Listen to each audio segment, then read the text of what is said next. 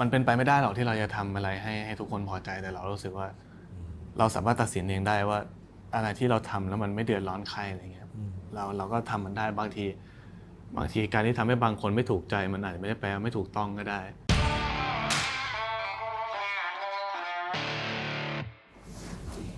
โอเคครับสวัสดีครับไบรท์สวัสดีครับสวัสดีครับดูอาการแล้วรู้สึกได้ว่าวันนี้ดูประหม่าดูนิดนึงครับ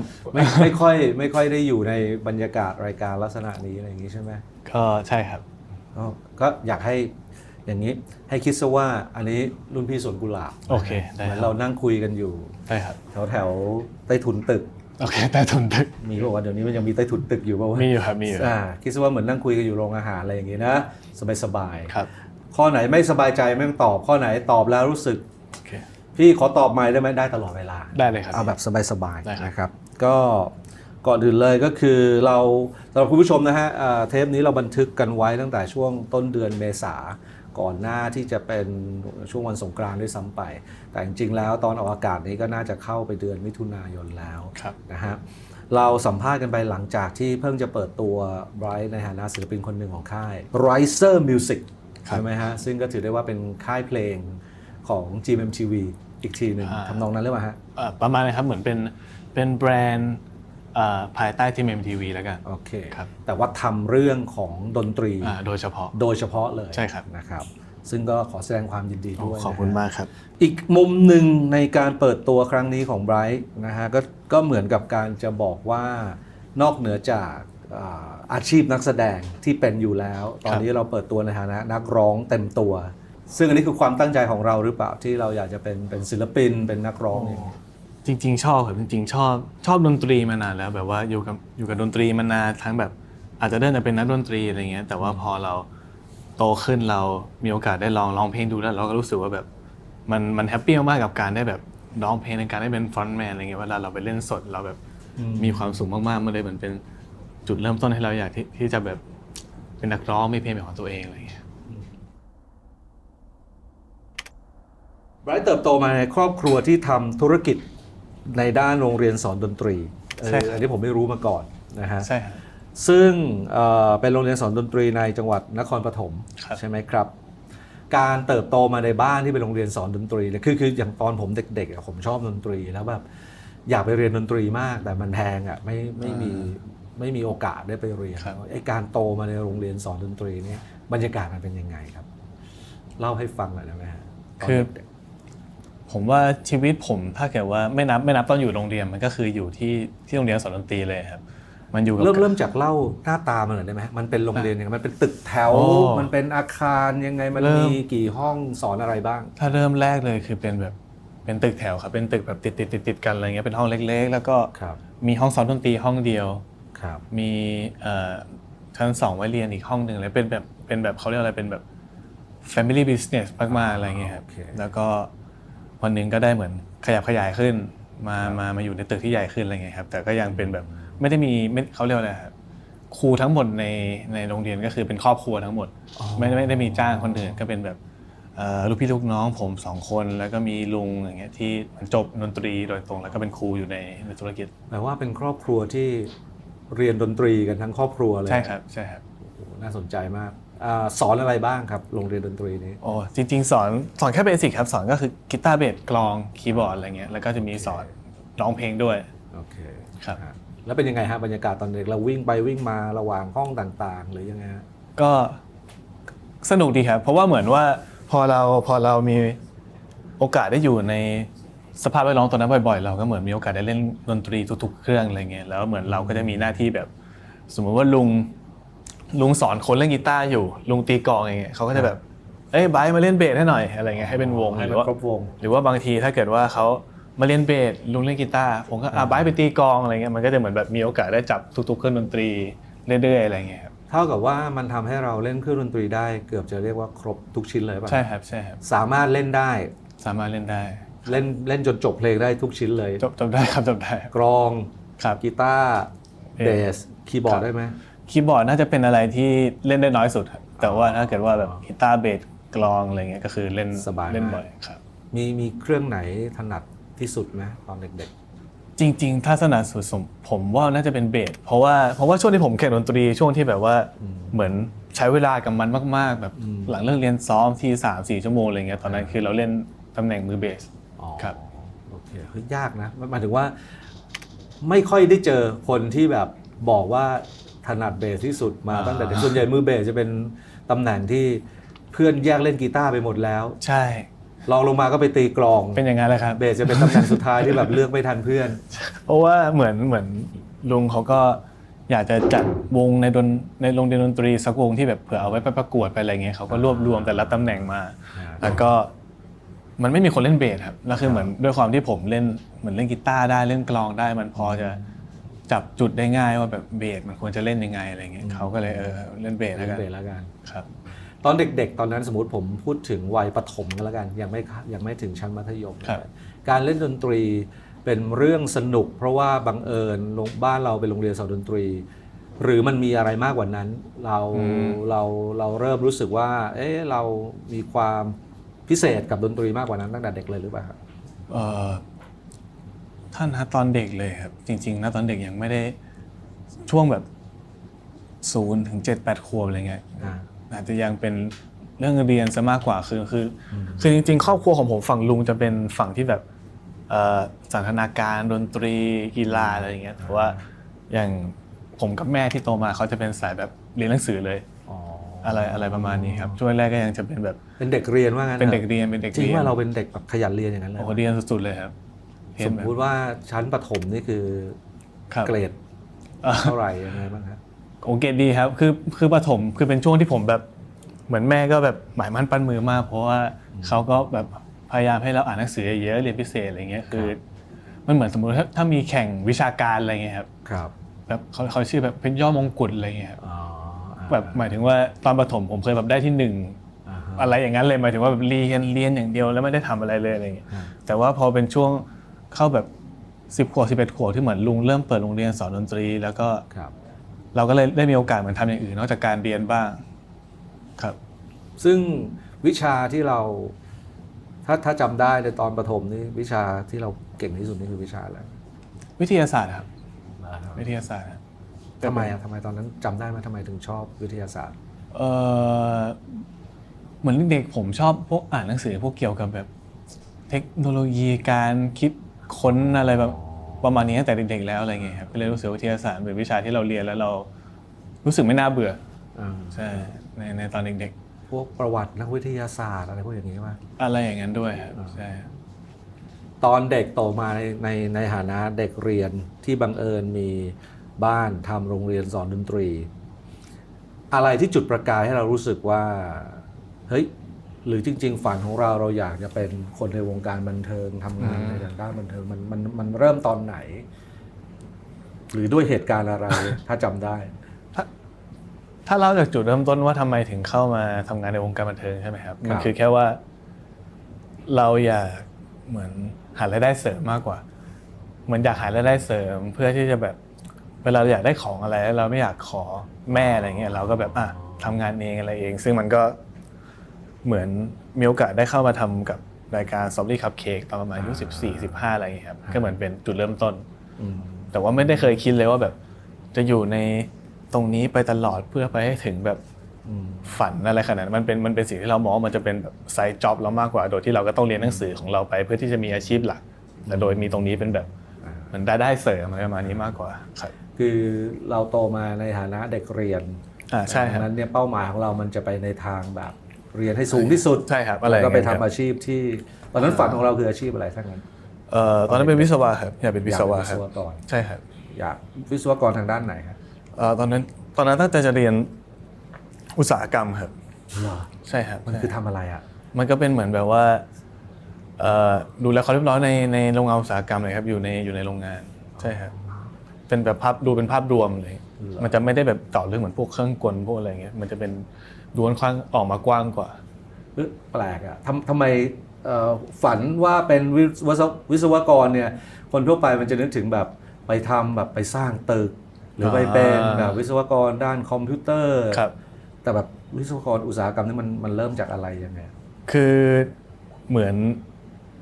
ตอนนั้นผมคิดง่ายๆมากแล้วคือผมยังอยากอยู่แบบแถวบ้านตัวเองที่นครปฐมอะไรเงี้ยแล้วแถวนั้นก็มีโรงงานแล้วรู้สึกว่าแล้วคงกลับไปอยู่ที่นั่นแล้วอาจจะแบบเสาร์อาทิตย์ก็วิ่งออกมาแคสงานเป็นรายได้เสริมเล่นโฆษณาอะไรเงี้ยแล้วคงจะวนลูปอยู่อย่างนั้น ฟังดูเหมือนแบบเป็นคนรักบ้านอะไรอย่างเงี้ย ชอบครับจริง บ้าน ๆจริงๆสุดท้ายแล้วก็อยากกลับไปอยู่แถวบ้านมันค่อนข้างสงบแต่ว่าก็ไม่ได้แบบ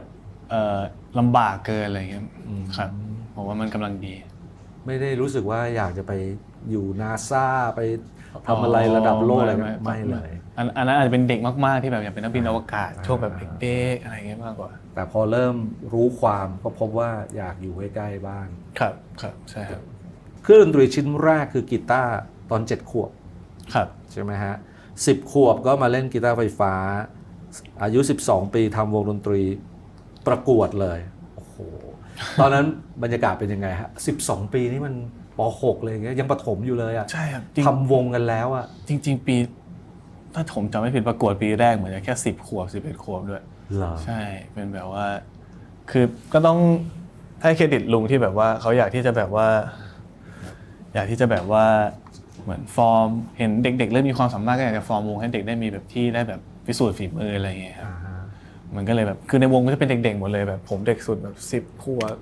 เป็นมือกีตาร์12มือ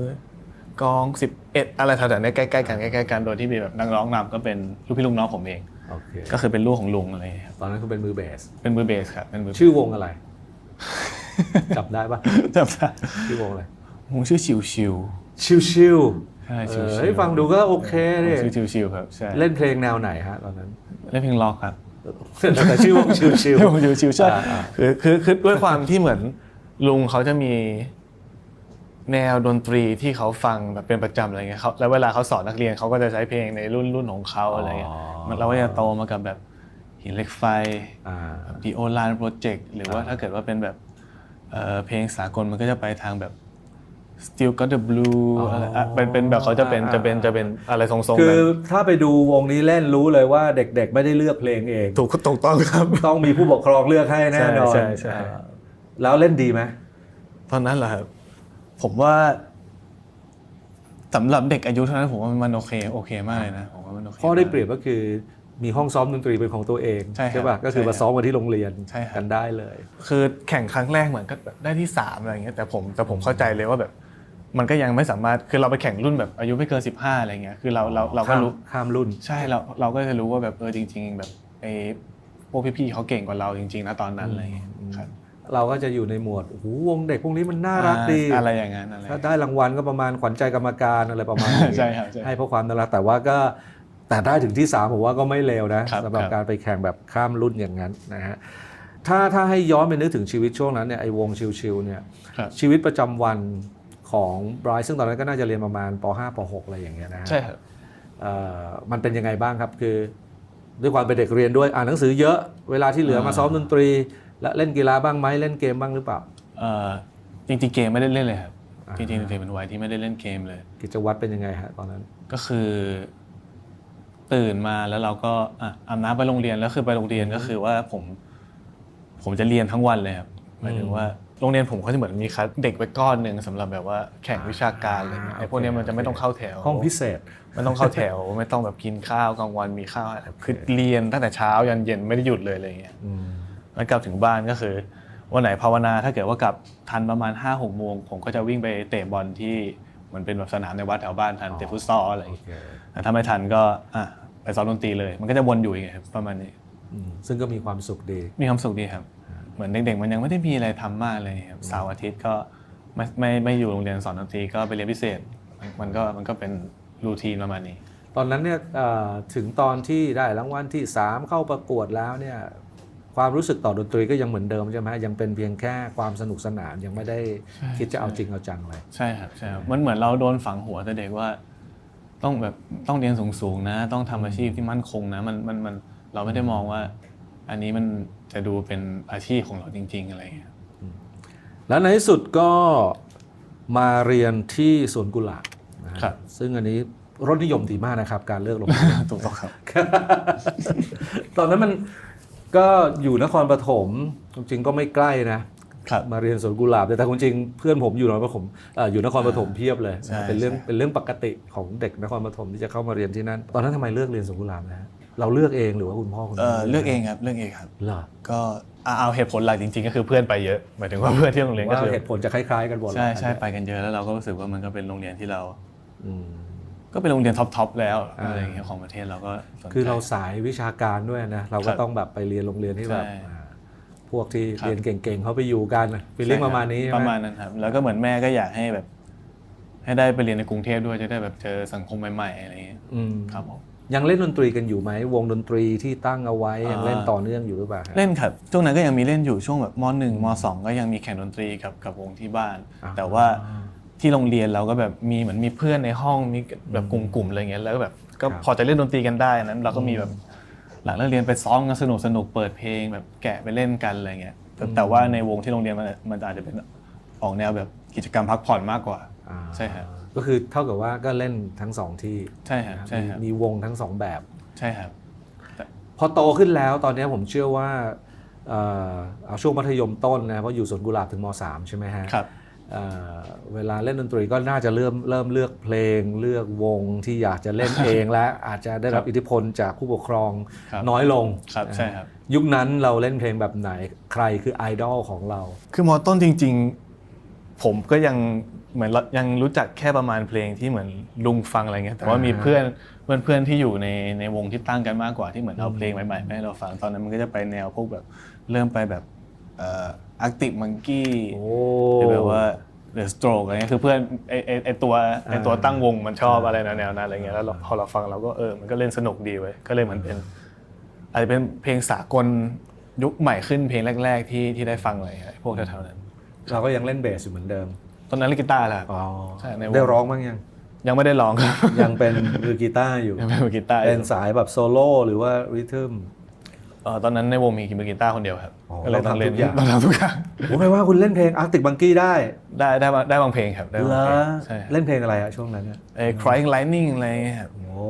เดี๋ยวนี้ยังเล่นได้อยู่ป่ะหรือลืมหมดแล้ววะ น่าจะต้องทวนหน่อยครับ โอ้โห ตอนนี้แบบแอบห่างแอบห่างไกลกับเครื่องดนตรีอยู่ ฟังแล้วอยากเห็นเลยเนี่ย ในในบทสัมภาษณ์บางที่คุณเคยให้สัมภาษณ์ไว้นะครับ คือเรื่องหนึ่งบุคคลหนึ่งที่ไบรท์จะพูดถึงบ่อยๆเลยคือคุณแม่นะฮะ ครับ เพราะว่าตั้งแ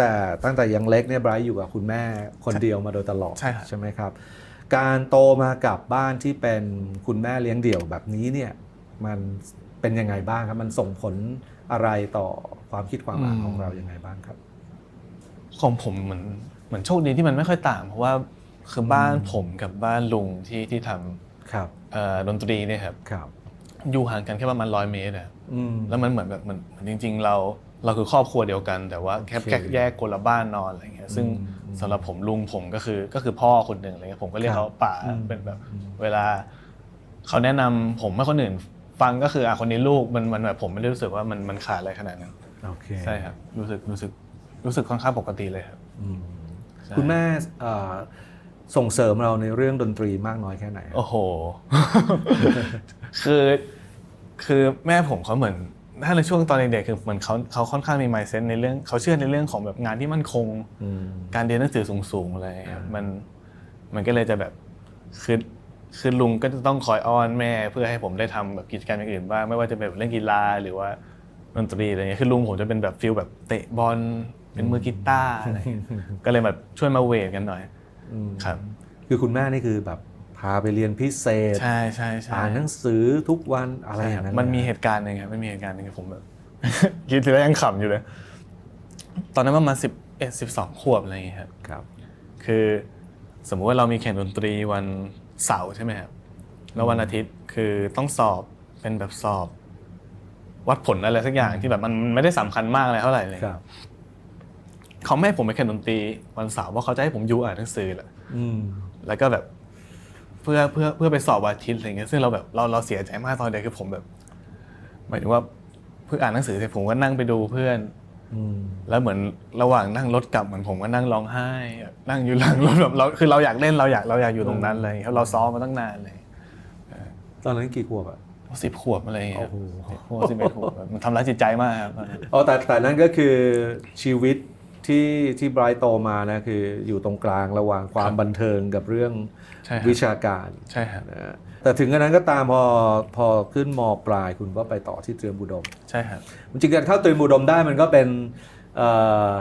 สัญลักษณ์แห่งคนเรียนเก่งเหมือนกันละก็แปลว่า ครับ เอาตัวรอดได้อะไม่งั้นก็คงสอบเข้าไม่ ครับ ได้ ได้อยู่ครับ ตอนนั้นทำไมเลือกเข้าเตรียมอุดมฮะเพราะว่าคือสมมติถ้าเป็นเด็กส่วนด้วยกันน่ะ ครับ มันไม่ค่อยอยากทิ้งเพื่อนหรอกมันอยากอยู่กับเพื่อนต่อ ใช่ จนจบ ใช่ ม ใช่ .6 ครับ คนที่เลือกไปต่อเตรียมอุดมเนี่ยแปลว่ามีความมุ่งมั่นทางด้านวิชาการมาก เช่นแบบอยากติดหมออยากไปเอ็นวิทย์ว่าอยากแบบไปเรียนเน้นเรียนของเราเป็นอย่างนั้นหรือเปล่า ของผมเป็นเรื่องตลกนิดนึงครับคือว่าเขาเหมือนว่าแม่ผมต่อห้องกิฟต์เส้นแล้วเขาจะให้ผมไปต่อห้องธรรมดาแล้วเหมือนแม่ผมก็แบบฟีลว่าแบบถ้าแบบว่าแบบไม่ได้อยู่ห้องกิฟต์เส้นแล้วก็กลับมาเรียนแถวบ้านเลยแล้วกันอะไรเงี้ยแล้วคือผมแบบเราอยากอยู่กรุงเทพเรามีเพื่อนอยู่นี่แล้วอะไรเงี้ยผมก็เลยโอเคงั้นอ่านหนังสือเดี๋ยวจะไปสอบเตรียมเพราะว่าผมรู้สึกว่าถ้าสอบเตรียมติดแม่ก็น่าจะแบบโอเค อ่ะ ยังมุ่งมั่นทางด้านวิชาการอยู่ ถ้าสอบเตรียมติดเขาคงจะให้อยู่กรุงเทพต่อเนี่ยเราก็อ่านหนังสือไปสอบ แล้วก็ติด แต่จริงอยากอยู่สวนกุหลาบเลยครับ เข้าใจได้ครับ ตอนที่มาที่เตรียมอุดมนี่ก็คือเป็นช่วงที่เริ่มทำงานวงการบันเทิง ใช่ ไหมฮะมันเข้ามายังไงแล้วก็ความจริงเมื่อกี้ไบร์ทก็บอกแล้วล่ะเพราะว่าอยากหารายได้พิเศษมากกว่า ใช่ครับ อย่างเท่านี้ล้วนๆเลยไม่ได้มีอย่างอื่นเลย ล้วนๆเลยครับ ไม่ได้รู้สึกว่าเราจะทำได้หรือเปล่าไม่ได้รู้สึกเคอะเขินอะไรทั้งสิ้น ใช่ไม่มีเลยครับแค่อยากหารายได้เสริมแล้วผมรู้สึกว่าอาชีพตรงนี้มันเป็นรายณวันนั้นมันคือรายได้ที่แบบว่าผมรู้สึกว่ามันทำงานน้อยแล้วมันได้เงินเร็วแล้วอะไรอย่างเงี้ยใช่ คุณแม่รู้สึกยังไงบ้าง เพราะว่าอันนี้น่าจะขัดแย้งกับความตั้งใจของคุณแม่ไม่มากก็น้อย ผมว่าถ้าผมจำไม่ผิดนะตอนนั้นไม่ได้ติดอะไรเลยครับเพราะว่าเหมือนผมก็ใช้เวลาเสาร์อาทิตย์ที่มันมากคือผมก็ยอมไม่ไปเที่ยวเล่นไม่อะไรคือเอาเวลามาทำตรงนี้แทนอะไรเงี้ยมันก็ไม่ได้เสียไอการเรียนอะไรที่เขาต้องการของเขาในช่วงแรกๆที่เริ่มเข้ามาสู่วงการบันเทิงช่วงเป็นพิธีกรมีอะไรที่มันช็อกเราบ้างไหมมีอะไรที่แบบโหไม่เคยเจอมันต้องมาอะไรทำอะไรแบบนี้คือจริงๆที่ช็อกเรื่องแรกคือเหมือนว่าเราเพิ่งได้เข้าไปสู่การทำงานในชีวิตจริงมั้งครับหมายถึงว่าตอนเราเรียนงานกลุ่มมันก็แบบสเปะสปะได้แต่พอเราเข้ามาอยู่ตรงนี้มันเหมือนว่าอายุน้อยอายุมากแต่ทุกคนมันมีหน้าที่รับผิดชอบของตัวเองอะไรเงี้ยมันเหมือนมันทำให้เราต้องซีเรียสกับสิ่งที่ทำตรงหน้ามากขึ้นมันเหมือนมันสอนให้เราโตเป็นผู้ใหญ่ขึ้นอะไรเงี้ยกับการที่เราได้เริ่มทำงานเร็วแล้วก็ที่ช็อกอีกอย่างหนึ่งคือคือช่วงนั้นผมแบบว่าเรียกว่าไงเราก็ยังใหม่มากแต่พอมันเริ่มมีคนจำเราได้เวลาเราไปไหนมาไหนมันแอบแพนิคเหมือนกันนะแบบเฮ้ยอะไรวะอะไรใช่เพราะว่าเราปกติเราก็ใช้ชีวิตของเราได้ตามปกติแต่พอมันเริ่มมีคนจำได้มันก็เป็นเรื่องใหม่มากๆสำหรับตอนนั้นต้องเริ่มระมัดระวังตัวอะไรอย่างเงี้ยจะแค่ขี้มูกก็ต้องแบบมันเริ่มกลายเป็นอาจจะดูไม่ดีอะไรอย่างนี้ป่ะอาจจะไม่มีคนรู้จักเราเลยก็ได้แต่เหมือนเราก็แบบเราก็คิดของเราไปเองอะไรเงี้ยใช่ครับกลับไปโรงเรียนอย่างนี้มีเพื่อนๆแซวไหมใช่ครับเพื่อนที่ผมดาราไอ้ดารามานี่ดิจะแซวแบบนี้แทนใช่แซวถ้าจำได้ไหมว่าเงินก้อนแรกที่ได้ค่าตัวเท่าไหร่หรือว่าแบบได้เงินมาเท่าไหร่เป็นครั้งแรกเลยแล้วทำอะไรกับเงินก้อนนั้นผมว่าเงินก้อนแรกก็คือที่ทำสตรอเบอรี่คัพเค้กนี่แหละครับตอนนั้นเขาก็จ่ายเป็นเงินเดือนแบบเงินเดือนแล้วก็บวกค่าเทปแบบ1 เดือนมันก็มี4 เทปอะไรเงี้ยผมก็ได้อยู่ไปประมาณ10,000นิดแต่มันทำงานน้อยมันทำงานไม่กี่วันอะไรเงี้ยสำหรับผมตอนนั้นมันเยอะตอนนั้นเยอะแล้วมันเยอะเลยอะไรเงี้ยเหมือนให้แม่ครับให้แม่ไปหมดเลยครับใช่คือผมรู้สึกผมให้เขาไปเดี๋ยวผมก็ขอเขาอยู่ดีไม่รู้จะเก็บเองไว้ทำไมก็ให้เขาไปอะไรเงี้ยแม่ดีใจไหมฮะตอนนั้น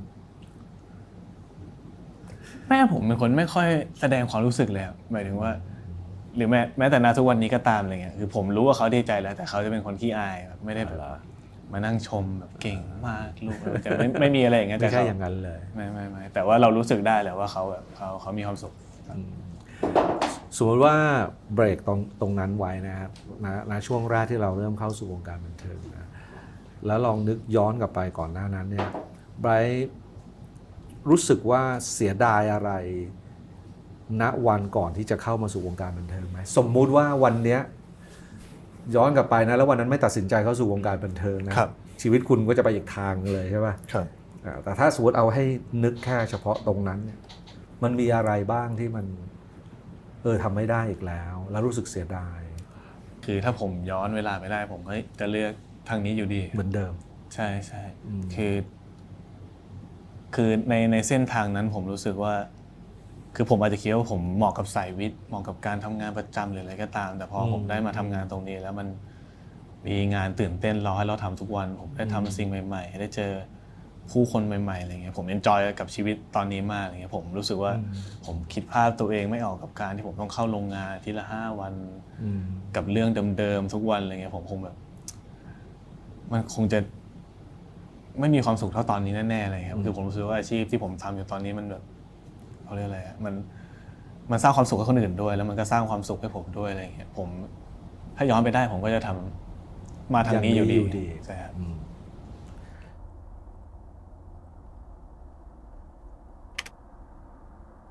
พอถึงเวลานั้น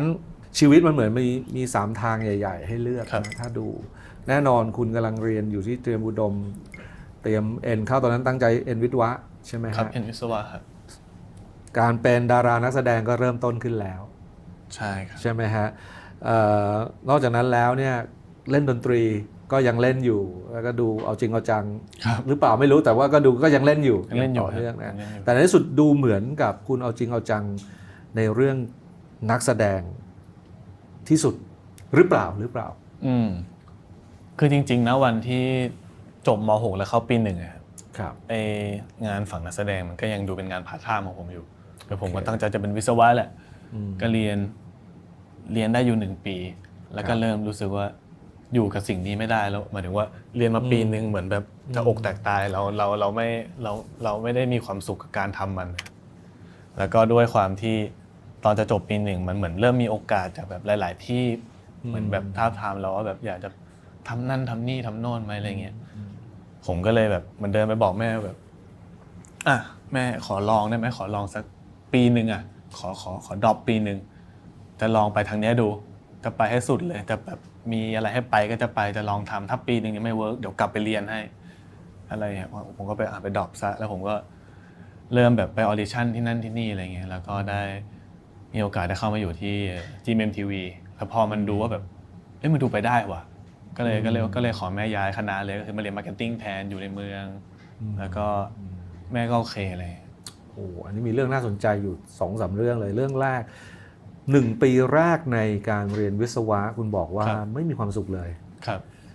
ทำไมเป็นอย่างนั้นล่ะครับในเมื่อนี่มันคือฝันของไบรท์มาตั้งแต่เด็กเลยผมว่าจริงๆมันไม่ใช่เชิงเป็นฝันนะผมรู้สึกมันเป็นอาชีพที่ผมรู้สึกว่าทำแล้วมันน่าจะ play safe กับชีวิตอะไรเงี้ยแต่แบบว่า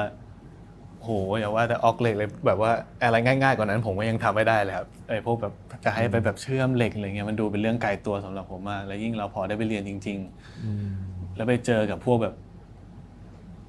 ตัวเลขอะไรมากมายที่มันแบบไม่สนุกมันไม่สนุกครับสำหรับผมมันไม่สนุกก็เลยแบบเรายิ่งรู้ว่าเราทำอันนี้ไม่ได้แล้วพอเรายิ่งได้รู้ว่าตอนเราจบไปอาชีพที่เราทำแบบลูปมันเป็นยังไงเรายิ่งรู้สึกว่าแบบเราอยู่กับสิ่งนี้ตลอดชีวิตไม่ได้แน่เลยอะไรเงี้ยก็เลยแบบขอออกไปทำอะไรที่อยากทำดูก่อนสักทีหนึ่งครับพอไบรท์พูดอย่างนี้แล้วทำให้ผมก็อดคิดตามไม่ได้ว่าบางทีมันอาจจะเป็นอะไรบางอย่างที่เด็กที่เรียนเก่งแล้วเหมือนจะกำหนดทิศทางตัวเองไว้เลยว่าถ้าไม่ไปพยายามไปเข้าหมอก็ต้องเข้าวิศวะไว้ก่อนคล้ายๆมันเป็นเส้นทางของเด็กเรียนเก่งมันดูเป็นใช่ไหมอย่างนั้นเลยครับคล้ายๆแบบทั้งที่จริงๆแล้วบางทีเราก็เรียนเก่งกันแหละเราก็ไม่ได้ปฏิเสธแต่ก็อาจจะไม่ได้อยากทำงานวิศวะหรือแม้กระทั่งกรณีไบรท์นี่คือแม้แต่เรียนยังรู้สึกไม่สนุกเลยเริ่มรู้ตั้งแต่ตอนเรียนแล้วอะไรเงี้ยก็เลยไปบอกกับคุณแม่ใช่ครับใช่ประเด็นที่น่าสนใจอันที่2ก็คือคุณแม่ที่กลัวว่าเราจะไปอยู่ในฝั่งที่ไม่เซฟเนี่ยนะฮะแล้วก็วันหนึ่งเราเดินไปบอกคุณแม่ว่าขอ drop คือติดวิทย์วะนี่คุณแม่สบายใจแล้วโอเคถึงฝั่งฝันเรียบร้อยแล้ว แต่แบบเรียนไปได้ปีหนึ่งมาขอ drop เพราะว่าอยากไปทำงานวงการบันเทิง ครับ คุยอยู่นานไหมครับแล้วคุณแม่แบบ เอ่อ อนุญาตง่ายๆอย่างนั้นเลยครับ คือมันด้วยความที่ตอนนั้นนะครับมันมีโปรเจกต์หนึ่งที่เหมือนว่าเขากำลังคัดตัวคนอยู่แล้วเหมือนเขาต้องการแบบอาจจะมีเป็นออดิชั่นหลายๆรอบแล้วเหมือน ครับ ผมต้องการสร้างความพร้อมให้ตัวเองหมายถึงว่าผมก็เวลาช่วงนั้นมาแบบออกกำลังกายเรียนดนตรีเพิ่มฝึกร้องเพลงอะไรเงี้ยเพื่อให้จะได้เข้ากับโปรเจกต์นั้นอะไรเงี้ยก็เลยบอกแม่ขอลองดูถ้ามันเวิร์กมันคุ้มนะอะไรเงี้ยแต่ก็สุดท้ายแล้วก็ฝึกแต่พอไปก็ไม่ติดมันก็เลยเหลือเวลาอีกครึ่งปีที่แบบว่าจะทำอะไรดีนะเพราะอันนั้นมันโดนเทไปแล้วอะไรเงี้ยก็เลยอีกครึ่งปีก็เลยไปทำอย่างอื่นดูแล้วก็ได้มาอยู่ที่ MTV ครับแต่ว่าแม่เขาก็จริงๆแม่ผมสุดท้ายแล้วเขาก็เหมือนให้ลูกได้ตัดสินใจเองแหละเขาก็อาจจะมีแบบพูดในมุมของเขาแต่ว่าสุดท้ายแล้วเราก็เป็นคนตัดสินใจครับ แล้วนั่นคือช่วงที่ทำให้ผมไม่แน่ใจว่าผ่านจากนั้นมานานแค่ไหนที่คุณมาได้รับบทสารวัตรในเรื่องเพราะเราคู่กันมันคือช่วงนั้นเลยหรือเปล่าฮะ ช่วงที่ดอกออกมาน่าจะก่อนนั้นประมาณปีหนึ่งได้ครับ อ๋อก็แปลว่าหลังจากนั้น ใช่ครับหลังจากนั้น หลังจากที่เปลี่ยนคณะแล้วก็มาได้รับบทสำคัญในเพราะเราคู่กัน ใช่ครับ ซึ่งกลายเป็นบทที่ก็เป็นจุดเปลี่ยนของชีวิตเลยนะฮะจริงๆผมเริ่มได้ยินชื่อไบรท์ก็คือช่วงนั้นแหละที่เราเริ่มเจอกันในลิฟต์ที่แกรมมี่ก็จะเป็นช่วงนั้นเลย ความน่าสนใจของเพราะเราคู่กันก็คือความจริงมันก็ถือได้ว่าเป็นซีรีส์เรื่องแรกๆที่จุดประกายความโด่งดังของซีรีส์วายเลยถึงแม้ว่าจะไม่ใช่เรื่องแรกแต่ว่าก็เป็นในช่วงแรกๆนะฮะแล้วก็โด่งดังมากนะครับตอนที่เขาเอาบทมาให้ดู และเรารู้ว่าเราต้องรับบทเป็นในเรื่องก็คือต้องรักผู้ชายใช่ไหมฮะเรารู้สึกอย่างไรทำไมตัดสินใจรับเราลังเลไหมมีความไม่มั่นใจหรือเปล่าคือจริงๆด้วยความที่ผมเล่นมีโอกาสเล่นซีรีส์ก่อนอันนี้มาหลายเรื่องแล้วเหมือนกันครับแล้วก็คือจริงๆก่อนอันนี้ก็มีโอกาสจะลองรับบทที่เป็นบทแบบเป็นเหมือนว่าเป็นผู้ชายแต่ชอบผู้ชายอะไรอย่างนี้อยู่แล้วอะไรอย่างนี้ครับแล้วแบบเคยเล่นมาบ้างยังไม่เคยเล่นแต่ว่าหมายถึงว่าผมเคยสนใจที่จะรับอะไรแบบนี้อยู่แล้วผมรู้สึกว่าผมไม่ได้มีปัญหากับเพศตัวละครแต่ผมรู้สึกว่าถ้าบทมันน่าเล่นผมก็อยากจะเล่นอะไรอย่างเงี้ยค่อนข้างเปิดมากๆแล้วพอผมได้อ่านพอเราคู่กันคือผมก็มีเวลาได้นั่งอ่านนิยายจริงๆถ้าให้เล่าความเลยตอนต้นผมไม่ได้เล่นเป็นสารวัตรครับเขาอยากให้ผมเล่นเป็นทายคือผมกับวินจริงๆบทสลับกันณวันแรกอะไรเงี้ยแต่พอเราได้อ่านผมกับชอบตัวละครสารวัตรมากด้วยความแบบความเงียบขรึมความแบบเป็นหนุ่มเล่นกีตาร์มีความผมรู้สึกว่าผมอยากเล่นเป็นตัวละครตัวเนี้ยผมก็เลยแบบมีคุยกันว่าถ้าผมโอเคนะแต่ผมอยากเล่นเป็นตัวสารวัตรอะไรอย่างเงี้ยแต่ซึ่งพอเราลองแคสกันดูวินลองเป็นทายดูมันก็เวิร์กมันก็เลยตอบตกลงเลยใช่จากความสำเร็จในซีรีส์เรื่องเพราะเราคู่กันนะฮะซึ่งแบบมันสำเร็จมากนะครับแล้วก็มันเป็นบทที่ไม่ธรรมดานะฮะโดยเฉพาะในช่วงนั้นที่มันเป็นช่วงเริ่มต้นด้วยเนี่ยนะครับผ่านมาจนถึงวันนี้แล้วเนี่ยมองย้อนกลับไปไบรท์คิดว่าได้เรียนรู้อะไรจากการทำงานในเพราะเราคู่กันบ้างทั้งเรื่องที่เกี่ยวกับตัวซีรีส์เองแล้วก็ผลกระทบที่ตามมาครับอันดับแรกเลยผมลองไ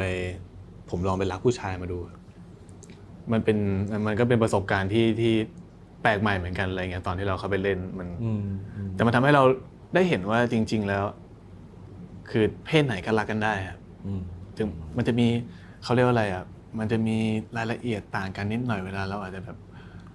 มุ้งมิ้งอะไรกันในเวลาแบบชายหญิงแบบนึงผมก็รู้สึกว่าตอนผมเล่นกับวินมันก็มีความรู้สึกอีกแบบนึงอะไรเงี้ยแต่ว่ามันก็เป็นประสบการณ์ที่ดีครับเป็นเรื่องใหม่ที่เราได้สัมผัสในการรับบทละครตัวนั้นแล้วก็ผลกระทบในวันนี้ก็คือเราก็ยังมีแฟน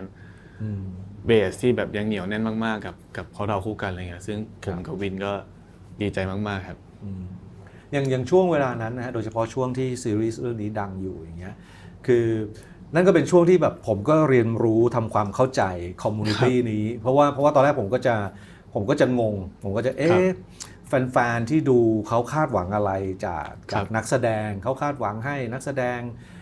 ที่ตอนนั้นเขาใช้คำว่าจิ้นใช่ไหมฮะว่าแบบเป็นแฟนกันจริงๆทั้งในจอและนอกจอหรือเปล่าอะไรแบบนี้อันนั้นคือด้วยความที่ผมเองก็เรียกว่ามีความรู้น้อยมากในเรื่องแบบนี้ครับผมแล้วในชีวิตจริงช่วงนั้นมันวิธีการวางตัวเราทั้งในจอนอกจอมันบาลานซ์มันประมาณไหนฮะโดยเฉพาะต่อหน้าแฟนๆผมว่าผมกับวินค่อนข้างง่ายครับคือผมกับวินคือเราสนิทกันจริงๆครับคือเราค่อนข้างถูกคอกิจกรรมคล้ายกันแบบว่าเตะบอลเล่นเกมอะไรต่างๆเลยคือผมมองว่าในมุมของแฟนๆที่เป็นสาววายอะไรเงี้ยครับเวลาสมมติว่าผมมีแบบโมเมนต์แบบกับวินแบบฟิลแบบไปกินข้าวกันกอดคออะไรเงี้ยสำหรับถ้าเกิดในสายตาเราปกติมันก็จะเป็นแบบอ้าวพี่น้องกอดคอกันแต่ว่าของเขามันก็จะมีความแบบเขาจะจินตนาการต่ออะไรอย่างนั้นแต่ผมว่ามันก็เป็นเรื่องน่ารักดีนะครับหมายถึงว่าถ้าเกิดว่าคือผมก็ไม่ได้ทำอะไรที่มันฝืนความจริงหรือหลอกเขาอะไรเงี้ยแต่เขาจะมีความสุขจากความสนิทสนมของผมกันจริงๆมันก็เป็นเรื่องที่ดีสำหรับเขามันเลยฟังดูอย่างนี้ก็ไม่ได้ยากอย่างที่ไม่ครับอย่างที่ผมเคยคิดครับผมว่าของผมมันพวกผมทำตัวปกติกันด้วยแหละใช่แต่ว่าด้วยความที่มันสนิทกันจริงๆมันก็เลยเขาเรียกว่าอะไรแฟนๆมันก็เหมือนมีความสุขไปด้วยครับอันนี้ขออนุญาตถามอีกข้อหนึ่งก็คือแล้วสมมุติว่าเนี่ยอย่างเดี๋ยวเร็วๆนี้คุณก็ต้องไปเล่นภาพยนตร์กับยาย่าอย่างเงี้ยครับพี่สมมุติว่าพอเราไปเล่นเป็นอีกบทหนึ่งที่มีแฟนเป็นผู้หญิงสมมติอย่างเงี้ยแฟนๆเขาจะรู้สึกขัดแย้งหรืออะไรอย่างเงี้ยไหมผมว่าไม่นะครับผมว่าจริงๆแฟนๆน่าจะตื่นเต้นที่น่าจะได้เห็นผมแบบร่วมงานกับนักแสดงใหม่ๆเคมีใหม่ๆแนวใหม่ๆอะไรเงี้ยผมว่าเขาน่าจะตื่นเต้นกับผลงานชิ้นต่อๆไปมากกว่าครับโอเคพอพูดถึงเรื่องนี้มาถึงวันนี้เนี่ยเดี๋ยวคุณก็อย่างที่บอกคือเดี๋ยวจะกำลังจะได้เล่นหนังนะฮะกับหูยาย่าของน่าตื่นเต้นเหมือนกันนะครับตื่นเต้นครับทักทายยาย่าด้วยนะฮะได้เลยถ่ายทำไปยังเนี่ยยังไม่ได้เริ่มครับกำลังจะเริ่มใช่ไหมฮะในขณะเดียวกันก็เพิ่งเปิดตัวในฐานะศิลปินนักร้องนะฮะของค่าย Riser เมื่อไม่นานมานี้ผมเพิ่งสัมภาษณ์วงไมโครไปครับผมชีวิตคุณตอนนี้จริงๆมีส่วนคล้ายจุดเริ่มต้นของพี่หนุ่ยอัมพลลำพูนตอนเริ่มต้นไมโครเหมือนกันนะฮะคือตอนนั้นเนี่ยก่อนที่พี่หนุ่ยจะมาออกอัลบั้มแรกกับไมโครเนี่ยพี่หนุ่ยเป็นดาราแล้วก็ดังด้วยนะครับเล่นน้ำพุเล่นวัยเริงนะคุณอาจจะเกิดไม่ทันนะแต่ว่าก็คือเป็นสุดยอดขวัญใจวัยรุ่นนะวันนั้นแล้วก็เป็นวันที่กำลังจะมาออกอัลบั้มกับไมโครชุดแรกร็อกเล็กๆเนี่ยนะครับพี่เต๋อนะฮะซึ่งเป็นผู้บริหารแกรมมี่ณวันนั้นเนี่ยก็คุยกับพี่หนุ่ยว่าเฮ้ยเอาจริงใช่ไหมเนี่ยจะมาเป็นนักร้องเนี่ยต้องเลือกนะคือหมายความว่าพี่เต๋อไม่สนับสนุนให้ทำสองอย่างพร้อมกันซึ่งตอนนั้นเนี่ยก็พี่หนุ่ยเขาก็ตอบพี่เต๋อไปว่าเอาจริงแล้วก็ออกไมโครแต่ในชีวิตจริงเขาก็ยังคงเล่นหนังอยู่แต่ว่าคนดูรู้สึกได้ว่าเขาก็ฟังดูแล้วเหมือนกับเขาเอียงมาทางดนตรีมากกว่าสมมุติถ้ามาถึงวันนี้สมมุติพี่เต๋อมาถามไบรท์เฮ้ยมันต้องเอาจริงด้วยมันต้องเลือกนะเว้ยเนี่ยเลือกอะไรเนี่ยณวันเนี้ยผมก็จะตอบเขาว่าผมจะทำสองงานครับพี่ มันเป็นฟีลแบบว่าผมรู้สึกว่าดนตรีเรามันเป็นอะไรที่เราทำเรื่อยๆอยู่แล้วแหละมันก็มีไทม์ไลน์ของมันแต่ว่าตอนนี้ผมมองว่าถ้าเป็นพาร์ทการแสดงผมอาจจะเป็นเรียกได้ว่าเหมือนเป็นเลือกบทหรือเรื่องที่แบบรู้สึกว่าสนุกได้ทำอยากจะรับจริงๆมากกว่ามันอาจจะไม่ใช่แบบเป็นเหมือนแต่ก่อนที่เรารู้สึกว่า1 ปีเราควรจะมีซีรีส์แบบ1 เรื่อง 2 เรื่องนะอะไรเงี้ยแต่มันตอนนี้มันเหมือนมันเป็นว่าด้วยความที่เรามีงานหลายๆพาร์ทต้องทำแล้วก็อยากจะแบ่งเวลากับไปครอบครัวบ้างอะไรเงี้ยผมเลยรู้สึกว่างานแสดงจะเป็นงานที่ผมเลือกทำในชิ้นที่ชอบและอยากจะเล่าเรื่องของตัวละครตัวนั้นจริงๆมากกว่าครับตัวละครแบบไหนฮะที่อยากเล่าแล้วยังไม่มีโอกาสมีบ้างไหมหรือหนังหรือซีรีส์แบบไหนที่อยากเล่นแต่ยังไม่ค่อยได้มีโอกาสจริงๆอยากลองเล่นพวกถ้าตอนนี้อยากลองเล่นทริลเลอร์ด้วยครับหมายถึงฟีลแบบเป็นแบบทริลเลอร์น่ากลัวก็ได้หรือแบบแอคชั่นทริลเลอร์อะไรอย่างเงี้ย อยากลองเล่นอะไรที่คือเหมือนก่อนอันนี้เราก็มีโอกาสได้เล่นแนวแบบโรแมนติกอะไรอย่างงี้มาเยอะอยากจะลองเล่นเรื่องที่มันเป็นแบบหนังที่มันแบบมีความเข้มข้นอะไรอีกแบบหนึ่งดูบ้าง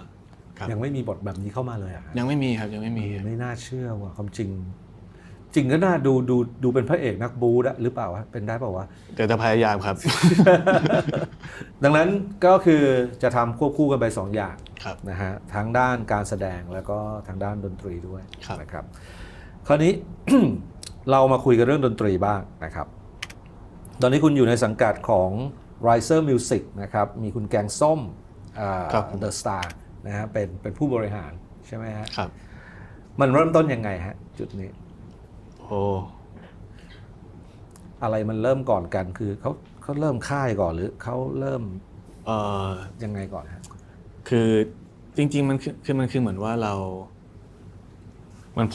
ผมได้ยินมาสักพักว่าเดี๋ยวเราอาจจะมีแบบยูนิตหนึ่งสำหรับ ครับ สนับสนุนเรื่องเพลงของศิลปินในค่ายจริงๆอะไรให้มันเป็นจริงเป็นจังขึ้นอะไรเงี้ยแต่ว่าเพิ่งมารู้ว่าตอนหลังว่าใครเป็นแบบคนเข้ามาดูแลคือพี่แกงส้มอาจจะเป็นตอนหลังจากที่ผมได้ยินเรื่องโปรเจกต์นี้แล้วอะไรเงี้ยครับแล้วพอพี่แกงคอนเฟิร์มเข้ามาก็มีโอกาสได้พูดคุยกันว่าแบบ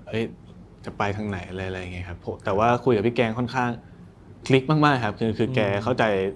ในสิ่งที่ผมต้องการและเข้าใจในดนตรีของผมอะไรเงี้ยแล้วผมรู้สึกว่าแกเป็นคนที่เก่งมากๆมันทำให้เราทำงานด้วยง่ายมากๆครับ ในการที่เราคือก่อนหน้านี้จริงๆ คือการแสดงบนเวทีในฐานะนักร้องก็ไม่ใช่เรื่องใหม่ไบรท์เคยทำแล้ว Big Mountain ก็ไปขึ้นมาแล้ว ครับ ตอนนั้นก็เหมือนกับขึ้นในฐานะของดาราที่มีผลงานเพลง ครับ เป็นเพลงประกอบละครบ้างดังนั้นเนี่ย อะไรอย่างเงี้ย ผู้คนเวลาดูไบรท์ในวันนั้นอาจจะดูด้วยความแบบพร้อมให้อภัย เพราะถือว่านี่ไม่ใช่งานหลักของคุณ เข้าใจครับ ถึงแม้ว่าเราจะใส่เต็มที่ไม่ว่าจะทำงานไหนก็ตามนะครับ แต่คราวนี้พอเป็นแบบโซโล่อาร์ติส ครับ ขึ้นเวทีนี่คือคุณคือนักร้อง ครับ คุณคือศิลปินเนี่ยความคาดหวังมันจะเปลี่ยนไป อันนี้เรา เข้าใจเลยครับ เราลังเลไหมตอนที่เราตัดสินใจที่จะมาทำงานนี้กับ Riser Music เนี่ย โอ้จริงๆไม่เลยครับ ผมว่าผมอยากทำอยู่แล้วด้วยอะไรเงี้ยแล้วผมก็รู้สึกว่าจากที่ผมสัมผัสเวลาผมไปเล่นสดผมรู้สึกว่าบางทีสิ่งที่สำคัญที่สุดจริงๆอาจจะเป็นแค่ว่าเราในฐานะคนเล่นมีความสุข แล้วผมมองลงไปข้างล่างผมเห็นคนดูมีความสุขผมว่ามันโอเคแล้วผมว่ารู้สึกว่า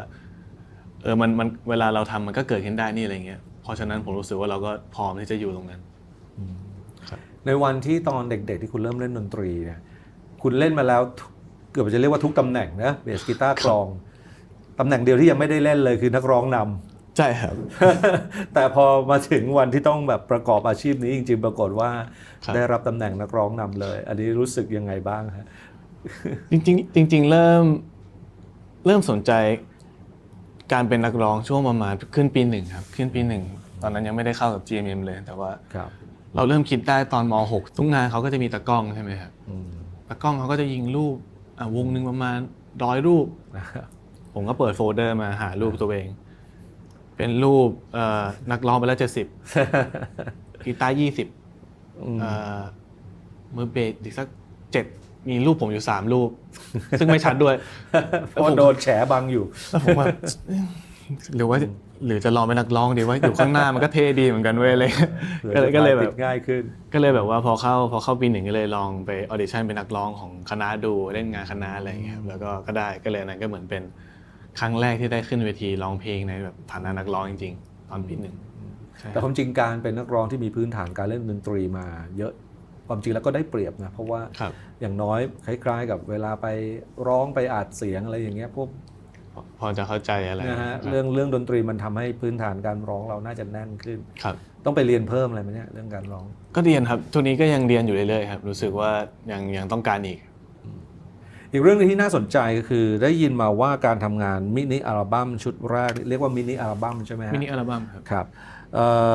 ทุกเพลงมีจุดเริ่มต้นจากตัวไบรท์เองเลย อันนี้คือ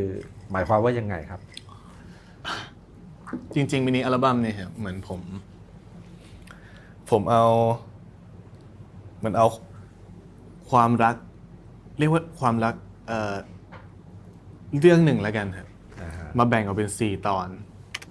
แล้วก็แต่ละตอนมันก็เหมือนมีเพลงประกอบตอนของมันอะไรอย่างเงี้ยแต่ว่ามันจะเป็นเรื่องต่อกัน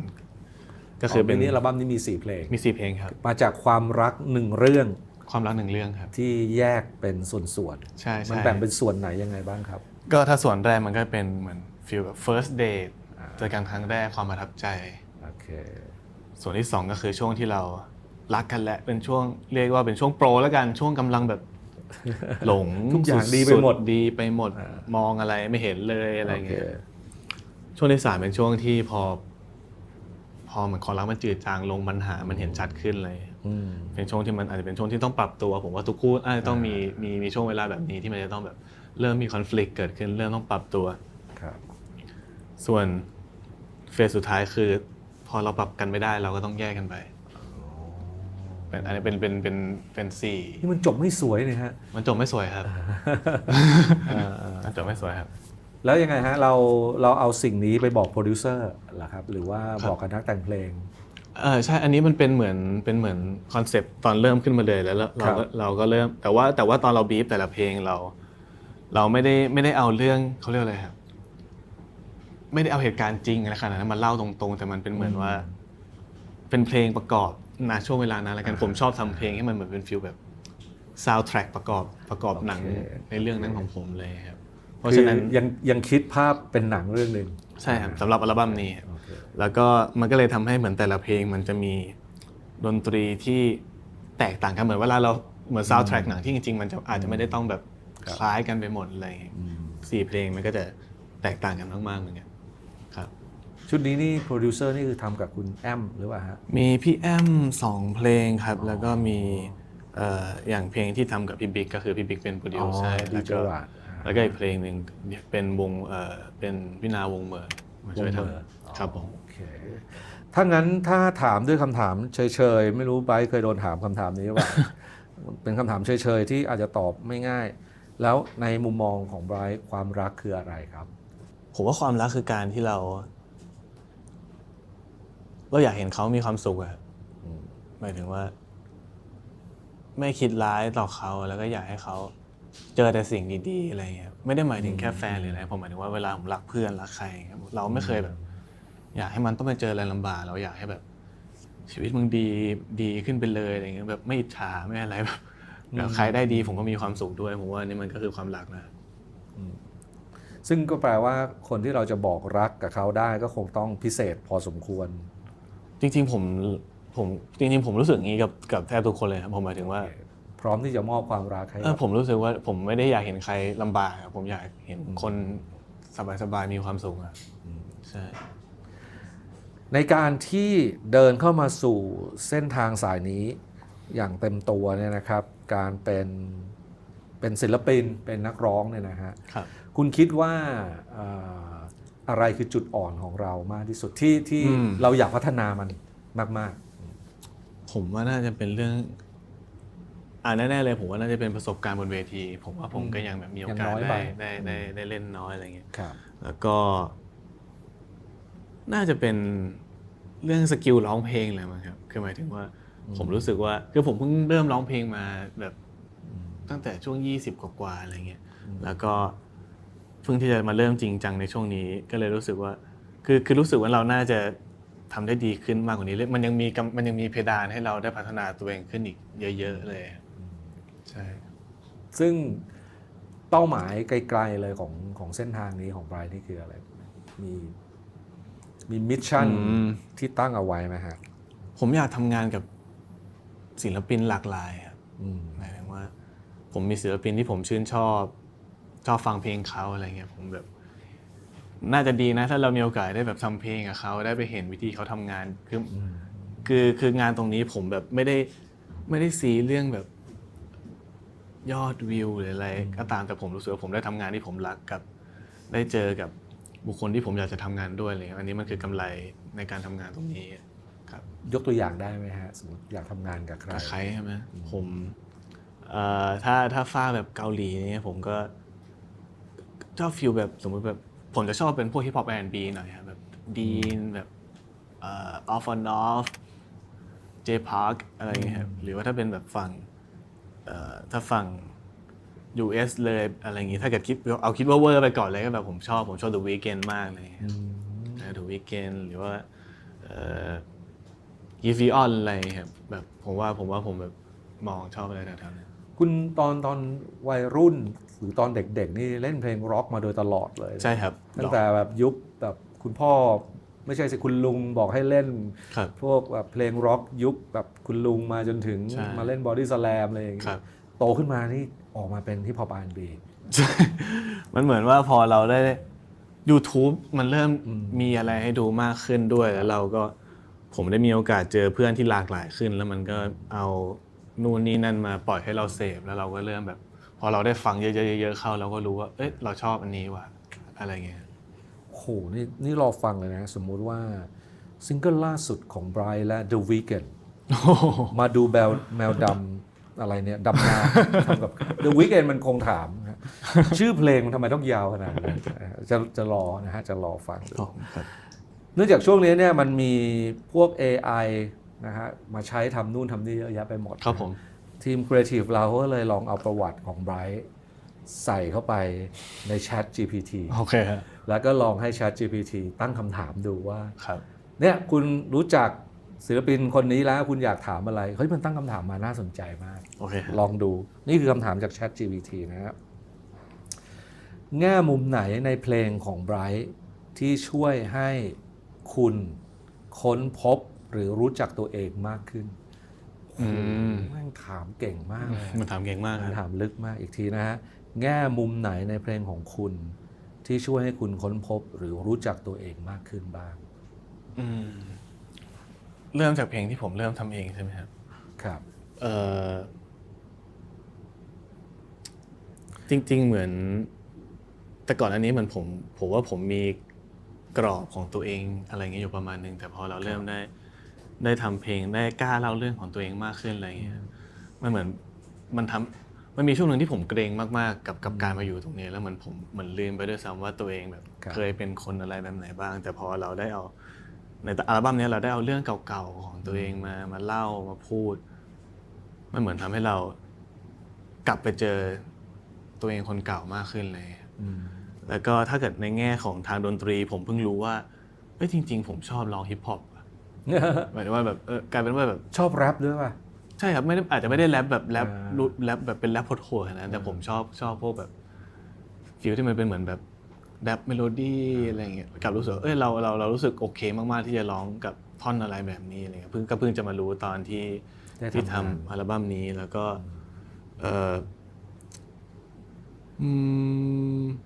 คำถามยากจริงครับ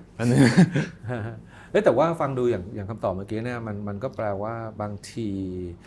การที่เราทำงานมันไม่ได้แปลว่าเราเอาสิ่งที่เรารู้แล้วใส่ลงไปในงานเท่านั้นนะมันเหมือนกับเราทำไปแล้วก็เรียนรู้ไปด้วยใช่ครับ ใช่ไหม คือเหมือนมันเป็นเพลงแรกๆด้วยแล้วมันเป็นโปรเซสงานที่เหมือนผมต้องเข้าไปทำตั้งแต่ศูนย์หมายถึงว่าผมเดินเข้าไปแล้วผมก็บอกว่าผมอยากทำเพลงแบบว่าเนี่ยปรับประมาณว่าบาร์จะปิดแต่พี่แล้วผมแบบไม่อยากแยกกับเขาเลยผมอยากกลับบ้านเรามาทำดนตรีแบบไหนกันดีอะไรเงี้ยมันพอมันเริ่มต้นตั้งแต่ตรงนั้นเลยแล้วพอเราได้เลือกเอาอันนี้เข้าอันนี้ออกเอาอันนี้เข้าอันนี้ออกเยอะมันเลยทำให้เรารู้ว่าอ๋อนี่คือสิ่งที่เราไม่ชอบว่ะไอ้แบบนี้เราชอบตลอดเลยว่ะอะไรเงี้ยมันก็ทำให้ผมเข้าใจดนตรีของผมมากขึ้นซึ่งมันก็เลยส่งผลให้ผมว่านี่เป็นเพียงแค่มินิอัลบั้มแรกของไบรท์นะแปลว่างานต่อๆไปเราก็จะค่อยๆรู้จักไบรท์ตัวตนที่แท้จริงใช่ครับไปพร้อมๆกับผมด้วยไปพร้อมๆกันใช่เนื่องจากว่าไบรท์เนี่ยมีผู้ติดตามมากมีแฟนอยู่มากแล้วก็ไม่ใช่เฉพาะในเมืองไทยด้วยนะฮะนี่ถ้าไม่มีอะไรผิดพลาดนะครับที่คุณผู้ชมดูเทปนี้อยู่เนี่ยเราก็จะทำซับไตเติลนะเป็นภาษาอังกฤษแล้วก็ครีเอทีฟเขาบอกว่าเขาจะทำเป็นภาษาอื่นด้วยเรามารอดูกันว่าเขาจะทำได้จริงหรือเปล่านะได้ครับแต่นั้นก็เป็นเพราะไบรท์มี follower อยู่ครับเกือบจะเรียกว่าทั่วโลกสามารถใช้คำว่าอย่างนั้นก็ได้มันทำให้กดดันไหมฮะในการที่เราต้องมีคนที่ติดตามเราอยู่การที่เราต้องคล้ายๆกับว่าทำตัวแล้วมันต้องอยู่ในสายตาผู้คนมากมายอยู่ตลอดเวลามันกดดันไหมมันทำให้เรามัดระวังตัวอะไรเป็นพิเศษไหมครับผมว่าช่วง 2-3 ปีก่อนช่วงแรกๆมันเกรงไปหมดเลยครับเกรงจนไม่อยากให้ใครรู้เลยว่าผมทำอะไรอยู่ไม่อยากถ่ายสตอรี่ไม่อยากติดอยู่ในกล้องใครอะไรทั้งนั้นแบบยิ่งเหมือนพอมีคนจับจ้องเราเยอะๆอะไรอย่างเงี้ยสมมติว่ามีคนล้านคนมองเราอยู่อะไร 100 คนไม่ชอบคุณ1 คนมันคือ 10,000 คนแล้วอะแล้วหมายถึงว่าแล้วเขาพร้อมจะไม่ชอบเรื่องอะไรก็ตามที่เราทำเราทำให้ทุกคนพอใจไม่ได้อะไรอย่างเงี้ยมันเลยกลายเป็นเราพยายามที่จะปิดตัวเองเพื่อที่มันจะได้ไม่มีแบบอะไรให้ใครเห็นให้ใครมาว่าเราครับแต่พอเราอยู่ไม่ได้จุดหนึ่งเราก็เริ่มแบบผมก็เริ่มตกตะกอนกับตัวเองได้ว่ามันเป็นไปไม่ได้หรอกที่เราจะทำอะไรให้ทุกคนพอใจแต่เรารู้สึกว่าเราสามารถตัดสินเองได้ว่าอะไรที่เราทำแล้วมันไม่เดือดร้อนใครอะไรเงี้ยเราก็ทำมันได้บางทีการที่ทำให้บางคนไม่ถูกใจมันอาจจะไม่ได้แปลว่าไม่ถูกต้องก็ได้คือเราก็ต้องปล่อยวางมันไปบ้างอะไรเงี้ยแต่พอผมเริ่มคิดงี้ได้ผมก็เริ่มแบบกลับมาใช้ชีวิตตัวเองมากขึ้นแต่ก็ยังอยู่บนแบบเขาเรียกอะไรพื้นฐานมารยาททางสังคมอยู่แต่อาจจะไม่ได้เกรงเหมือนแต่ก่อนขนาดแค่แบบยังไงดีมันเกรงไปหมดบางทีแค่แบบใส่หมวกกลับด้านอะไรเงี้ยมันก็เป็นเรื่องได้แล้วมันอะไรมันละเอียดอ่อนมากอะไรเข้าใจคือบางเรื่องที่ถูกสำหรับบางคนหรือเหมาะสมสำหรับบางคนมันอาจจะเป็นเรื่องไม่เหมาะสมสำหรับบางคนหรือสำหรับบางวัฒนธรรมอะไรอย่างนี้ใช่ไหมด้วยความที่พอมันมีคนจับจ้องเราเยอะมากๆแล้วแต่ละคนมีความคาดหวังต่างกันอะไรอย่างนี้ครับคือมันเป็นไปบางคนชอบซ้ายบางคนชอบขวาผมไปทางไหนมันก็ยังไงก็ต้องผิดสำหรับบางคนอยู่ดีใช่ครับแต่ตอนนี้ดีขึ้นแล้วตอนนี้ดีขึ้นครับตอนนี้ก็ปล่อยวางขึ้นครับเหมือนว่าเราห้ามคนอื่นไม่ได้ว่าเขาจะพูดยังไงกับเราแต่ผมว่าเราจัดการกับความรู้สึกตัวเองได้มากกว่าแต่ในขณะเดียวกันเราก็ยังคงต้องระมัดระวังอยู่ดีแหละแต่ว่าแทนที่จะต้องคำนึงถึงหลายความคิดอาจจะคำนึงถึงความคิดของเราเป็นหลักใช่ครับณวันนี้เหนื่อยกับอะไรที่สุดครับเหนื่อยกับอะไรที่สุดเหรอครับน่าจะเป็นร่างกายครับคือผมแฮปปี้มากที่ได้ออกไปทำงานได้ไปผมเป็นคนไม่ค่อยอยู่นิ่งเท่าไหร่ครับคือปากบอกว่าอยากอยู่บ้านแต่สุดท้ายพอว่างก็ต้องออกไปหาอะไรทำอะไรอย่างเงี้ยแต่ว่าที่รู้สึกได้เลยคือรู้สึกว่าปีนี้แก่ขึ้นหมายถึงว่ารู้สึกสุขภาพมันแบบปีนี้อายุเท่าไหร่เนี่ย26ครับแต่หมายถึงรู้สึกว่ามันเริ่มแบบแต่ก่อนเรากินเยอะกว่านี้มันก็ไม่ได้แบบสะสมไขมันขนาดนี้นะหรือว่าแบบแต่ก่อนเหมือนแต่ก่อนเราเคยตื่นมาสดชื่นเดี๋ยวนี้มันก็เหมือนสดชื่นน้อยลงเพลียอะไรเงี้ยรู้สึกว่าหรือเราอาจจะทำงานหนักประมาณนึงใช่ครับเมื่อตอนต้นของการสัมภาษณ์เนี่ยไบรท์บอกว่าไบรท์อยากเรียนจบแล้วกลับไปอยู่นครปฐมแล้วก็ไปเดินไปทำงานโรงงานใกล้ๆบ้านอะไรประมาณเนี้ยณวันนี้ยังคิดถึงอะไรอย่างนั้นอยู่หรือเปล่าได้กลับไปที่บ้านบ่อยไหมกลับบ้างครับก็ส่วนใหญ่ก็ถ้ามีเวลาว่างก็จะกลับไปพาที่บ้านได้แบบไปกินข้าวอะไรเงี้ยครับแต่ว่าก็แผนนั้นในตอนนี้ก็ยังรู้สึกว่าถ้าเกิดว่างานที่นี่มันเริ่มซาลงอะไรมันลงตัวขึ้นไม่ได้จำเป็นต้องเข้ากรุงเทพบ่อยๆผมก็อยากจะกลับไปอยู่แถวบ้านอยู่ดีอะไรเงี้ยเพราะว่ามันเงียบสงบกว่าแล้วมันก็เป็นที่ที่เราคุ้นเคยแต่ว่ามันเข้ากรุงเทพมาหาอะไรทำมันก็ไม่ได้แบบไกลขนาดมันชั่วโมงเดียวอะไรเงี้ยจริงสำหรับบางคนนี่จากบ้านนี้ไปนครปฐมอาจจะง่ายกว่าเข้ามาสยามใช่ถ้าอยู่แถวตลิ่งชันอะไรพวกนี้ใช่ไหมใช่ครับอะไรที่ยังเป็นสิ่งที่เป็นแรงผลักดันให้กับไบรท์ในทุกวันนี้คือสมมุติว่าวันนี้เหนื่อยมากๆท้อมากๆอะไรคือสิ่งที่ทำให้แบบฮึดสู้ขึ้นมาได้อีกผมว่าความโชคดีของผมคือผมชอบงานนี้มากเลยยังไม่เคยรู้สึกเหนื่อยหรือท้ออะไรขนาดนั้นนะครับมันยังคือพอเราจินตนาการว่าถ้าฉันไม่ทำอาชีพนี้ฉันจะไปทำอาชีพไหนมันคิดไม่ออกมันเลยแบบผมยินดีที่จะเหนื่อยกับงานตรงนี้เลยไม่ได้แบบไม่เคยมีแบบไม่อยากไปทำงานเลยอะไรเงี้ยแต่ถ้าเกิดว่ามันจะมีอะไรจริงๆมันจะเป็นเรื่องร่างกายผมที่แบบไม่ไหวจริงๆมากกว่าแต่ถ้าใจอะไรเงี้ยเราอยากออกไปทำงานอยู่แล้วแล้วก็ถ้าเหตุผลอื่นๆก็อาจจะเป็นผมรู้สึกว่าผมมีสิ่งที่ยังอยากพิสูจน์ตัวเองอยู่ไม่ว่าจะแง่การแสดงหรือการทำงานเพลงอะไรเงี้ยมันก็ยังเป็นสิ่งที่คือพอเรามีเป้าหมายเราก็ยังมีแรงที่จะวิ่งไปทำด้วยแล้วก็ยังรู้สึกว่าจะต้องเก็บเงินมากกว่านี้อีกครับอันนี้ก็เป็นอีกหนึ่งเรื่องที่เป็นแรงผลักดันของเราโอเคครับแรงผลักดันของเราคือตัวเลขในบัญชีนะฮะเปิดดูแล้วก็จะรู้สึกหายเหนื่อยทันทีครับผมเรายังต้องเก็บเพิ่มครับแต่ผมชอบเมื่อกี้นี้ก็คือบางทีแรงผลักดันก็คือ เพราะเรายังเชื่อว่าเราทำได้ดีกว่านี้ ครับ มันก็เลยทำให้ ครับ มันไม่ใช่เวลามาท้อ ใช่ครับใช่ คุณอายุ26นะฮะเพิ่งผ่าน25มาก็อื่นเลยคือมันจริงไหมเบญจเพศมันจะมีเรื่องร้ายๆเข้ามาตอนอายุ25เป็นยังไง อ๋อ บ้างครับ คือผมว่าชีวิตผมมันจริงๆผมไม่ได้เชื่อเรื่องเบญจเพศอะไรเท่าไหร่ครับผมมีเรื่องทุกปีเลยครับ คือผมรู้สึกว่าปีไหนก็เป็นเบญจเพศได้สำหรับผมอะไรเงี้ยผมไม่เคยมันเจอปัญหาเข้ามาใหญ่ๆในชีวิตบ่อยจนเรารู้สึกว่าไม่ได้มาภาวนาให้ปีนี้ไม่มีเรื่องแล้วครับคือเดี๋ยวมันต้องมีแหละมีอะไรสักเรื่องแต่แค่ว่า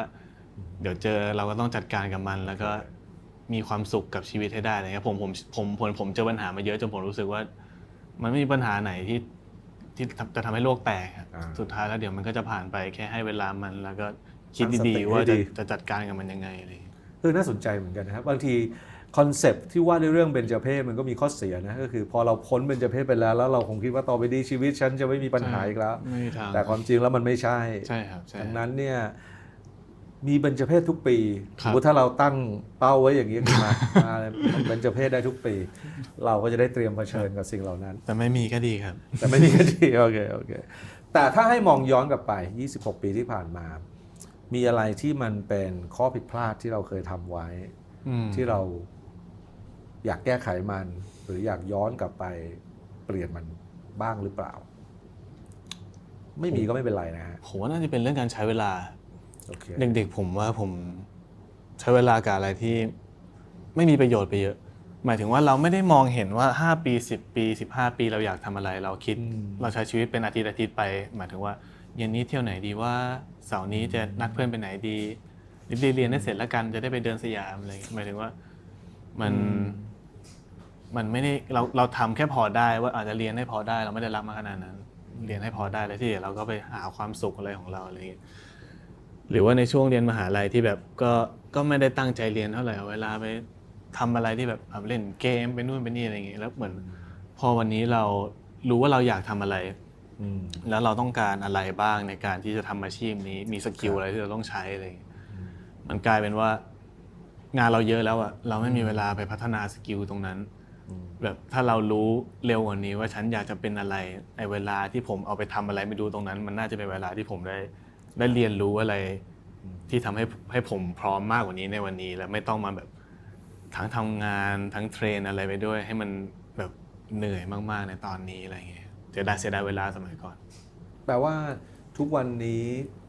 คุณจัดระเบียบให้กับตัวเองมากขึ้นใช่ครับวางแผนอะไรเป็นขั้นเป็นตอนมากขึ้นเหมือนรู้ว่าจะไปที่ไหนเราก็ต้องแบบหมายถึงว่าก็ต้องเดินตามสเต็ปมันไปถ้าอลิศมาถึงคำถามสุดท้ายแล้วครับเห็นไหมมันไม่ได้ยากขนาดนั้นนะเราผ่านมันมาได้แล้วสบายๆแต่คำถามนี้ให้เวลาคิดได้นานๆเลยคำถามนี้เป็นคำถามที่ตอบยากแต่ว่ายิ่งคนอายุน้อยอาจจะยิ่งตอบยากเข้าไปใหญ่เลยเพราะว่าบางทีคล้ายๆกับว่ามันอาจจะต้องใช้เวลามากกว่านี้แต่จะไบรท์ลองคิดดูกันแล้วกันจนถึงวันนี้บทเรียนอะไรที่สำคัญที่สุดที่คุณได้รับไม่ต้องรีบถ้าให้เลือกข้อเดียวบทเรียนที่สำคัญที่สุดคือ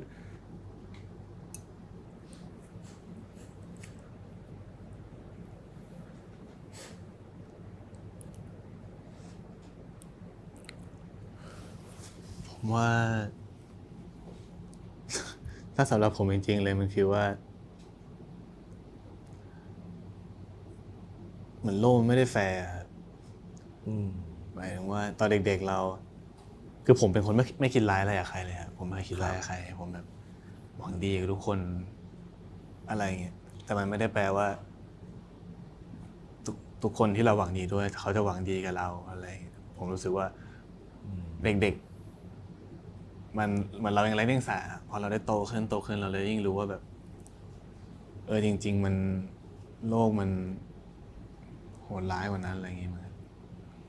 ซึ่งพอไบรท์รู้อย่างนี้แล้วทำไงอ่ะก็ยังแฟร์กับคนอื่นผมก็ยังให้ใจเหมือนเดิมครับแต่หมายถึงว่าเราก็ต้องระวังตัวมากขึ้นอะไรแต่ก่อนคือผมแบบหมายถึงว่าแบบ open free mind สุดๆแบบ ใครมาผมให้100เต็มหมดอะไรเงี้ยแต่มันก็มีหลายครั้งที่แม่งผิดหวังซ้ำๆจนเราเริ่มปงกับมนุษย์ว่ามนุษย์มันก็เป็นอย่างเงี้ยอะไรประมาณนั้นเรายังไม่ได้ดี100%เลยเราจะแบบอย่าไปคาดหวังอะไรกับใครเลยอะไรเงี้ยแต่ไม่ถึงขนาดแบบสิ้นหวังในมนุษย์เลยไม่เลยครับไม่เลยครับแค่ระวังใช่ครับผมรู้สึกว่าคือแต่ก่อนผมแบบซื่อจริงๆอะไรอย่างเงี้ยแล้วก็อาจจะเป็นอีกเรื่องหนึ่งที่เรียนรู้ก็คือว่าแต่ก่อนเราสมมติว่าเราโดนคนว่าอย่างเงี้ยแต่ก่อนเราอยากให้เขาหยุดว่าเราอะไรเงี้ยแต่วันนี้มันคือว่าเราแค่เลือกที่จะไม่ฟังมากกว่าหมายถึงว่าผมกลับมาจัดการกับตัวเองมากขึ้นมากๆในหลายๆเรื่องจากแต่ก่อนที่เราพยายามจะไปจัดการ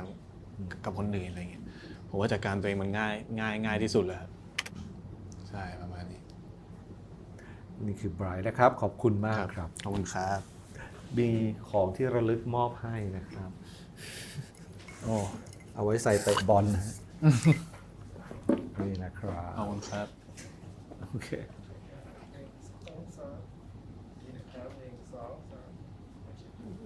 กล้องนู้น